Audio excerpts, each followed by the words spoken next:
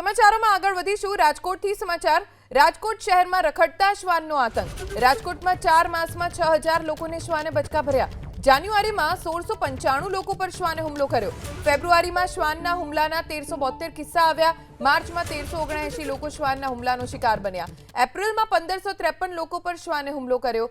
રાજકોટમાં ગત વર્ષે 17000 લોકોએ શ્વાન પર હુમલો કર્યો હતો।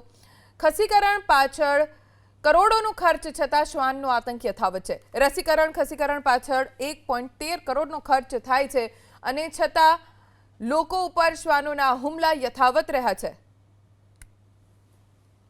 जनरली सुप्रीम कोर्ट नामदार सुप्रीम कोर्टનું જે છે કીધેલું એ મુજબ જ્યાં રખડતા શ્વાનો જો જોવા મળતા હોય છે ને આપણને કદાચ ફરિયાદ આવતી હોય તો આપણે ત્યાંથી શ્વાનને પકડીએ છીએ અને આપણા ડોગ સેન્ટર છે માધાવર ડોગ સેન્ટર ખાતે ત્યાં પકડીને આપણે રાખવામાં આવે છે। વર્ષ 25-26માં જોઈએ તો કે 3129 શ્વાનોમાં રસીકરણ શ્વાન વેંધીકરણની કામગીરી કરેલ છે અને 10112 જેવા ડોગમાં આપણે હડકવા વિરોધી રસીકરણની કામગીરી કરેલી છે।